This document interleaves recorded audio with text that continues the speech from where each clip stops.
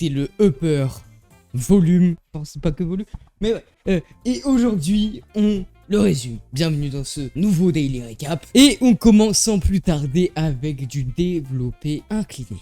Alors durant cette séance on a eu quelques petits pairs un peu sympas, mais aussi on va pouvoir parler d'un sujet important qui concerne la grande majorité des pratiquants finalement, ce sont les douleurs aux épaules. On en reviendra en temps voulu, mais enfin, l'échauffement se passe extrêmement bien, je me sens extrêmement fort, j'arrive sur mon incliné, la première série arrive, et c'est un PR tu vois, mais c'est pas un PR aussi énorme que ce que je pensais que j'allais faire. Parce que j'ai fait un 66 kg x 9, soit un petit plus 1 kg et plus une répétition. Au moins je PR, tu vois. Mais je m'attendais vraiment à faire quelque chose de beaucoup plus vénère. Donc j'étais un peu déçu. Après en deuxième série, j'ai fait un 55 kg x 14, soit quasiment à 2 reps près un PR plus 5 kg. La séance m'a un peu déçu. Bon, après si le 55 est x 14, le 50, il est forcément descendu aussi. Mais enfin, les deux séries normales sont passées.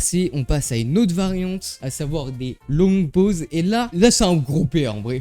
La dernière fois, j'avais fait un 50 kg x 6 avec des longues pauses. Et là, on est passé donc avec 10 kg de moins. Je suis allé taper 19 répétitions. On peut pas dire que je me suis pas mise, mais ça fait chier parce que du coup, je peux pas dire que c'est un PR véritablement. Genre, je sais au fond de moi que c'est un PR, mais ça se voit pas. Y a rien qui dit que c'est un énorme PR. On n'a pas d'indice, donc c'est assez frustrant. Mais à l'issue de cette série, j'ai commencé à sentir des tensions dans mon épaule droite. Tension assez étrange étant donné que quand on fait du développé incliné, généralement c'est un peu plus le haut de pec et l'avant d'épaule. Et là j'avais des tensions sur le côté de l'épaule. Bizarre. Donc qu'est-ce que j'ai fait? J'ai massé un peu, j'ai réchauffé un petit peu et la douleur semblait être partie. J'ai envie de dire tant mieux, tant mieux. Mais du coup je me dis quand même, je voulais faire une dernière série, je fais cette dernière série. Une slow rep de 35 secondes à 40 kg, soit voilà pareil, une case de compléter. Mais après la slow rep, j'ai senti que mon épaule elle était un peu chelou, tu vois. Et ça va continuer tout le long de la séance. Et donc juste après, on a les tractions en prise large et en partiel bas. Partiel bas parce que je vais juste passer mon menton au-dessus des anneaux. Je cherche pas vraiment à descendre au maximum. En première série, on a un très bon PR. Pour le coup, sur cet exo-là, j'ai été assez étonné. Étant donné que j'ai mis 13 kg et je pensais en faire 8, tu vois, étant donné que j'avais un trou entre 16 kg et 12,5, je mets 13, j'en fais 8, 9, c'est un bon PR. Et je me suis retrouvé à en faire 11. Et putain, rajouter des reps, sincèrement, sur les tractions, c'est beaucoup plus dur que de juste rajouter du poids. Donc les PR où je rajoute des reps, mec, ils sont toujours agréables, tu vois. J'ai réussi à rajouter des reps, j'ai réussi à aller plus loin, donc ça fait plaisir. Et du coup, voyant que le nombre de répétitions, ça allait, je me suis dit, bon allons tenter de déloger ce max de reps à moins 1 kg. Donc j'ai tenté cette série et j'ai fait que 18 reps. C'est un PR plus de reps, c'est super dur de rajouter des reps, tu vois. Mais en vrai, j'avais un peu la rage. Ça reste une série productive, j'ai envie de dire tant mieux. Mais pendant ce temps-là, mon épaule, tu vois, elle était toujours un petit peu... Ouais, elle est là, mais tu sais, tu commences à avoir des erreurs. Comme quand t'es sur Windows, ça commence à laguer, tu vois. Des petits problèmes. Je me dis, pour l'instant, ça va. Il n'y a pas vraiment de douleur. Donc je continue, je fais ma dernière série de traction et je fais une série de traction en prise ultra large parce que c'est une variante que j'apprécie énormément, tu vois. Et on est sur une bonne, très bonne série étant donné que je me suis lesté à 3 kg et j'ai fait 14 répétitions, soit quasiment le maximum de répétitions que j'avais fait au poids de corps. Donc ce PR là n'existe plus si tu veux. C'est le maximum de poids de corps en prise ultra large, il est peut-être passé à 18, 19. En sachant là, petite précision, ce ne sont pas des répétitions posées. C'est-à-dire que là je les enchaîne, alors que juste avant c'était des répétitions où on posait en bas du mouvement. Mais du coup, les tractions se finissent et il est temps de passer à de l'OHP. Et malheureusement en fait à ce moment-là, toutes les barres étaient prises, donc j'avais aucun moyen de faire du développé militaire à la barre. Donc j'ai ressorti mon tableau de développé militaire aux haltères et je me suis basé là-dessus pour déterminer. Bon, à l'ancienne, tu vois, je faisais mon développé militaire en partiel, genre vraiment, tu sais, comme ce qu'on a toujours dit de faire, oui, en mode si tu fais que ce mouvement-là, tu vas plus taper tes épaules, alors que c'est faux. Écoutez, j'étais con à l'ancienne, je suivais les conseils des coachs de ma salle,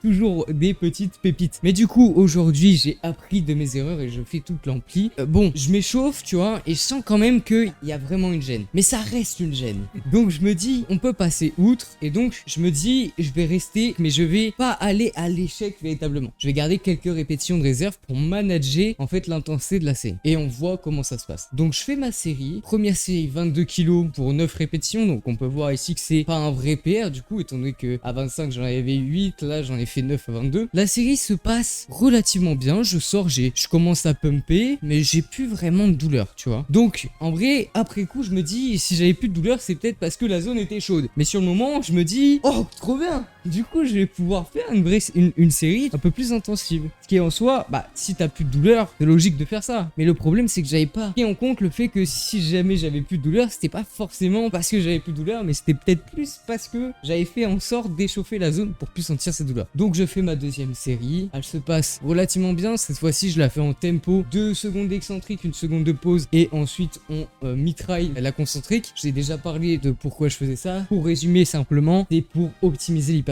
Donc à 18 kg, j'ai fait 11 répétitions sur cette variante. Soit très bonne performance, voilà, j'ai rien à dire. Et j'ai fait ma dernière série à 16 kg, j'en ai fait 18. Et sur la dernière, pas de gêne, ni rien. Et après, il se passe un peu de temps, parce que je m'échauffe pour faire du curl incliné. Et là, je commence à sentir que mon épaule, elle fait des trucs bizarres, tu vois. Oula, qu'est-ce qui t'arrive, mon frérot? Et du coup, mon cerveau se dit, pourquoi j'ai tenté de faire des séries, alors que, en vrai, ça, bah, c'est pas grave si je l'aurais skip, tu vois. Et j'ai envie de dire, tant pis. Maintenant, c'est fait, c'est fait. Et ça va pas véritablement porter préjudice, étant donné que, bah, certes, quand je suis sorti de la salle, ok, j'avais des bonnes tensions dans l'épaule, même aujourd'hui, j'ai des tensions dans l'épaule, mais c'est pas véritablement des douleurs. À l'heure actuelle, c'est vraiment, je le sens, c'est des putains de courbatures. C'est des courbatures de zinzin, mais c'est juste des courbatures. Le truc bizarre, c'est pourquoi est-ce que j'avais mal hier. J'ai envie de dire, tant mieux qu'aujourd'hui, ça soit que des courbatures. Je ferai extrêmement attention lors de mon échauffement samedi, parce que ça sera la dernière fois que je fais du bench incliné. Après, on changera de cycle, on repassera sur du développé couché normal, et ça met beaucoup moins de stress quand même sur cette portion là, donc j'ai envie de dire tant mieux, ça va permettre à ces structures là de se reposer. En fait, ça m'étonne pas tellement d'avoir des gènes à ce niveau là, parce que c'est un exo que j'ai jamais fait et que sur lequel j'arrive à produire relativement pas mal de force. Donc peut-être que les structures passives, les tendons, les articulations, etc. elles sont pas assez travaillées, elles se sont pas assez renforcées dans cette position là comparé à en fait la force que je peux produire, et donc ça peut m'occasionner des douleurs. C'est mon hypothèse. Dans tous les cas, ça va se rattraper assez rapidement. La prochaine fois que je ferai du bench incliné, je sais qu'il faut que je m'en préoccupe, que je fasse pas n'importe quoi. Et vous voyez, c'est comme ça qu'on aussi que au fur et à mesure du temps, s'entraîner, ça permet de mieux se connaître pour mieux s'entraîner. Et c'est super important en vérité de pas être là en mode no pain, no gain, you know bro. Ah,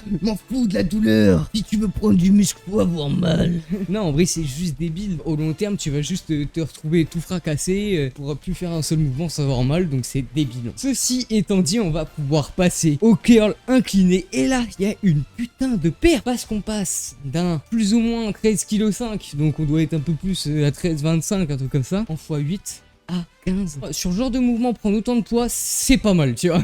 Le 12,5 a forcément bougé aussi. D'ailleurs, oui, il a bougé pour la simple et bonne raison qu'en deuxième série, j'ai fait du double posé, c'est-à-dire une pose en bas, une pause à moitié et ensuite on verrouille. Et j'ai fait 12,5 kg pour 9 répétitions sur mon meilleur bras. C'est-à-dire qu'en fait, j'ai double posé mon ancien PR pour le même nombre de reps. Là, pour le coup, on a une vraie preuve. C'est zinzin, la méthode des zinzin. Je double posé mon ancien PR. Donc forcément que celui-là, il n'existe plus. Mais je vais pas l'enlever parce que ça reste... voilà, ça... Il reste dans ce tableau. On va pas commencer à lier tous les tableaux. Sinon, mec, mon cerveau, il va... Après, on passe sur l'exo de Golemont par excellence. Un nouvel exo que j'affectionne, à savoir le GM Press. Exo vraiment chelou que j'avais jamais fait et que je suis en train de tomber amoureux de l'exo. Voilà, non mais je le dis. Du coup aujourd'hui j'ai essayé d'un peu plus utiliser l'énergie élastique pour ma variante normale, ce qui m'a permis sûrement de gratter une répétition. Toujours est-il que à 40 kg, et là ça commence à faire sur cet exo, à 40 kg j'ai fait 7 répétitions, et donc forcément que si à 40 j'ai fait 7 répétitions, le 30 il a bougé, c'est sûr, le 30 il est là, il est quelque part, tu vois. D'autant plus que le 30 x 9 c'est sûr qu'il a bougé. C'est pourquoi? Parce que avec le tempo de 1-0 j'ai mis 30 kg et j'ai fait 10 répétitions. Ça constitue même sur ce tableau un PR plus 5 kg. Mec, c'est affolant. C'est la première fois que je fais l'exo, et ma technique du coup elle est encore plus belle que la dernière fois. L'exécution elle est plus belle, plus maîtrisée, parce que tout simplement en troisième série je suis repassé sur la variante normale avec un 25 kg, et là pareil on est sur un PR plus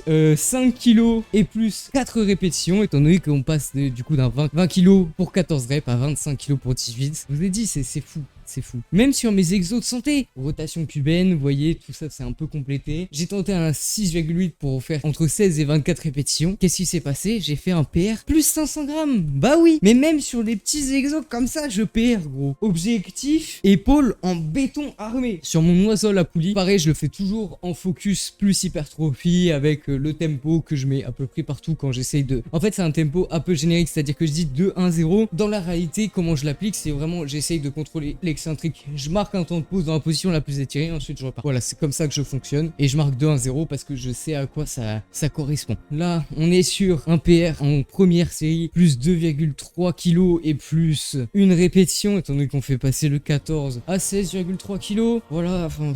Je sais pas quoi dire. Deuxième série, j'ai quasiment fait un PR plus 500 grammes étant donné que j'ai un 16 RM à 11,3 kg et j'ai fait un 15 RM à 11,8. Bon, est-ce qu'il y a besoin d'en dire plus finalement?